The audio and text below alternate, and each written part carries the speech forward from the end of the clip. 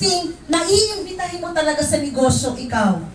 Sinong susunod na iimbitahin? Ikaw pa rin. Sinong susunod? Ikaw pa rin. Sinong susunod? Ikaw pa rin. Ikaw pa rin. Ikaw pa rin. Ikaw pa rin. Palakpak sa ikaw pa rin. Pagpasok ng 105,000, congratulations, maipapakita ko sa'yo na totoo yung system. May 13,000 ka na agad eh. Tama ba? Walang pwesto, walang empleyado, walang binabayarang permit. Everything is provided by the company. Call center, okay, sistema, franchise, lahat ho ito. Lahat ng permit pre-provide, 105,000. Hindi ho perang pinag-uusapan. Alam mo ba't ka pinaglabas sila? I am just trying them. Tinatry ko na kung gaano ba katatag yung mga loob nila. Ma'am, sabi na, wala kaming pera. Eh di na kayo sumama sa akin. Eh di uuwi na lang ako bukas. Ipaparibong ko na yung ticket ko at babalik ako ng Pilipinas. Ay ma'am, sandali. Very strict ko ako pag pinag-uusapan negosyo talaga. Bakit? Hindi pera. Alam mo pinag-uusapan, gaano ka baka committed. Trinay ko sila talaga. Tinest ko yung character, the attitude, gaano ba ka-willing pumayag. Alam niyo ho, in just a short period of time, 1 linggo lang ho, may nag-50,000. 2 linggo lang ho, may nag-75,000. Why? Sabi ko sa kanila, I don't have so much time. I don't wanna waste your time, and I don't wanna waste my time. Wala akong oras para makipagbulahan dito sa inyo. Tama ba? Ang layo. Alam niyo ba nga Abu Dhabi, 16 hours ho. Ang binahe ko para lang makipaglukuhan sa'yo, ay tigil-tigilan na natin. Tama ho ba? Now, nung lumabas ang 105,000, I test the character. Gaano ba talaga itong mga to ka-committed sa GPRS? It is not about the money, but it is the commitment.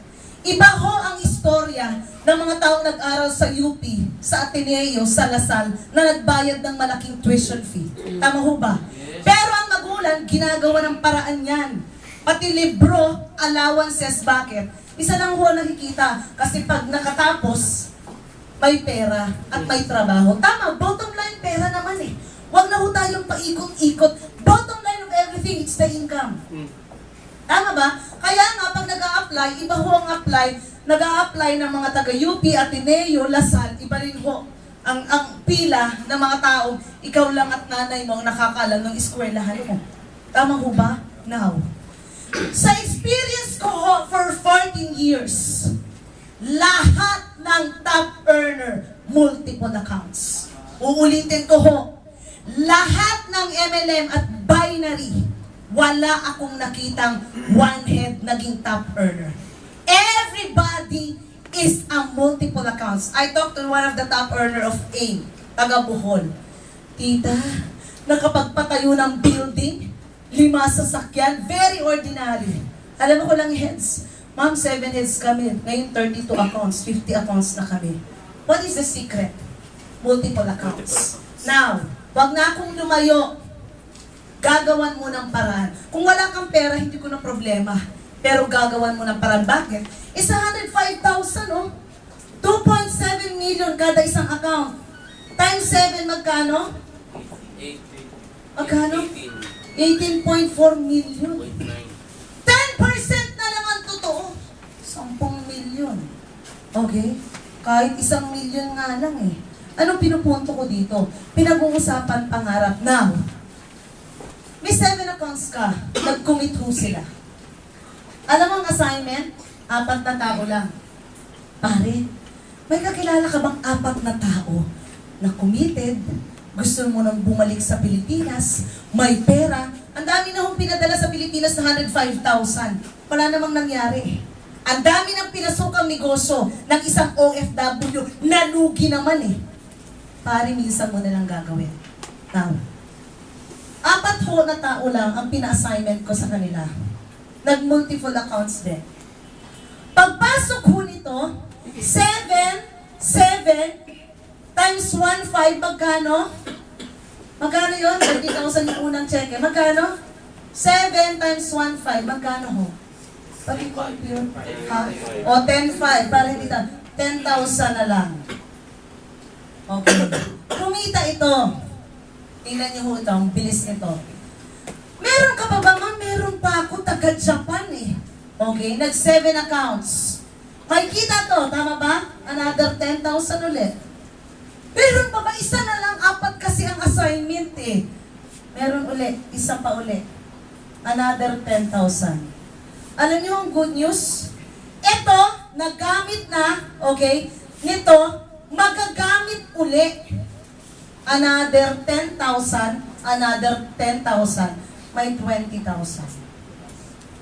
Isang linggo ko lang hong tinutukan. Magkano? 1, 2, 3, 4, 5, 6, 60,000. Sabihin ko na lang, 50,000, 1 week. Masaya o masayang masaya? Masaya. Dubai is a history to me. It is because 1 month lang ho, okay, I produced 200 kits. Times 1, 15,000, magkano? Magkano?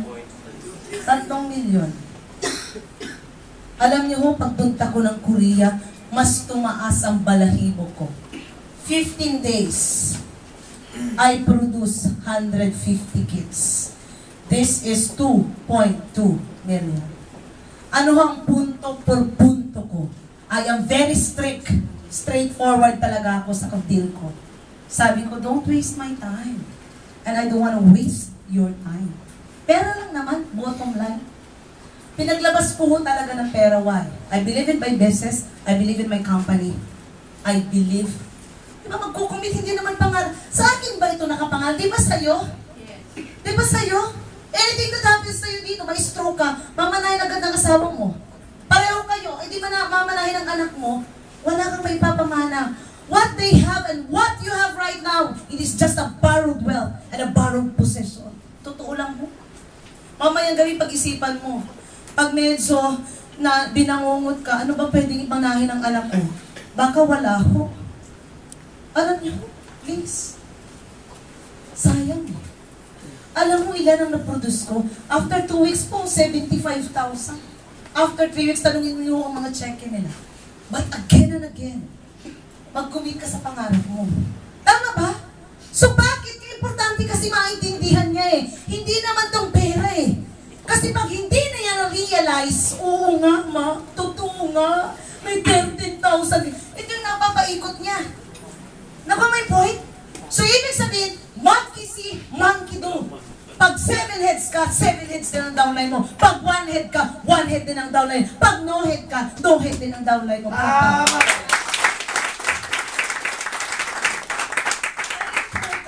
Alam niyo sa Monday, for those people na merong kakilala sa Singapore, pinapakiusap ko, padala niyo ho lahat ng downlines niyo doon. Araw-araw ho, may office ho tayo sa GPRS doon, International Plaza. Nasa Facebook ho lahat ng address. Please do that. Uulitin ko, ako magpapaliwanag, ako magko-convince, okay? Pagpapadala mo, sa'yo. Hindi ko, wala ka naman doon.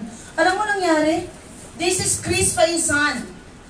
Na-invite niya si Gwen. Yun yung nag-share dito. Alam mo si Gwen, 1 week, 50 mil. Alam mo, pagpasok ni Gwen na 50 mil, alam mo si Chris, 3 ang tinamaan.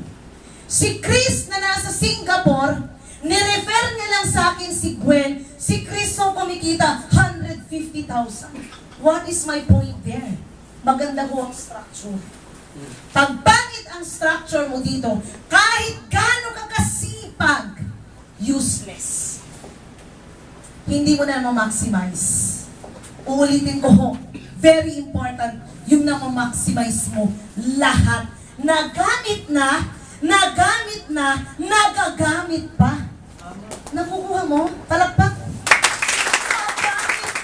Nagagamit pa. Times 3. Don't work hard. You need to work smart. Wala ho akong kadir. Alam mo, sabi nung isa ko, si Manny Cueva sa Korea, ma, palambing na lang. Next month na lang. Pare, hindi pwede. Huwag ka nang sumama. Alam mo, the next day, may dala-dala 105,000. What is my point? Para ho ito sa inyo. Uulitin ko, this is not for me. Alam niyo sino makikinabang nito? Henerasyon niyo na ho. If people ask me, baka kasi magsara si GPRS, mag-quit ka na. Hindi ko kami mag-quit. Sa totoo lang, Ang total sales ng company, 6 na milyon. Kalahati ng 6 na milyon, sagot ko na. What is my point there? Kaya nga ho ngayon, nagdadala na talaga kami ng mga leaders sa ibang bansa eh. Dinala ho namin si Maki sa Hong Kong. Maki will be staying sa Hong Kong 1 month. Pinadala si Gwen ho mag-stay. Okay? Marami pa ho kaming countries na lahat ng leaders gusto ko ma-feel mo at gusto ko ma-experience. So, ang dali talaga niya. Palakpak. Kanina kausap ko yung new downlines ni Gomer sa Riyadh. Isang magaling na leader din. Ma'am, kailan ba kayo pupunta? Tanungin mo upline cook mo, ipapadala namin siya. Bigyan mo lang ng invitation. Guys, sobra ho. Uulitin ko ho, there's a lot of people out there waiting for you. Kaya lang dapat well-trained ka. Sa abroad ho ang dali. Kailangan lang talaga. Medyo mataas ho ang pride, medyo reserve ang mga OFW. Hindi ka nila papapasukin sa buhay nila pag hindi ka ganun ka well-trained. Kaya nga ho may training eh. Tama ba? Uulitin ko, these people, feeling nila kasi mayayaman sila, magagaling sila, feeling nila, di ba? Matataas ang pride. Pero pag sinoplak mo sila, talaga namang grabe sila. Tama ba? Because OFWs are already leaders. These are talagang mga agila na to. I-mentor mo na lang. I-guide mo na lang. Uulitin ko ho, pagtulong-tulungan natin yung kumpanya, okay? Better, sabi ko nga eh, ano pa talaga ang pinaka-purpose ng crusade? Sana better Philippines and better Filipinos. Sana ho sa mga susunod na henerasyon, ang tingin na sa mga anak natin ha, Pinoy, entrepreneur yan. Kasi kayo na nang tingin, Pinoy, domestic helper yan. Pinoy, worker yan. Tama ba? Nakakalungkot, pag pumupunta kami sa abroad, di ba? Especially sa Hong Kong, alam mo sabi, domestic helper daw lahat kami. Sabi ni Imos, nakaulo tong mga to Tama ba? Sana, di ba? Ang tingin sa atin, domestic helper daw kami. Tapos lahat ng worker.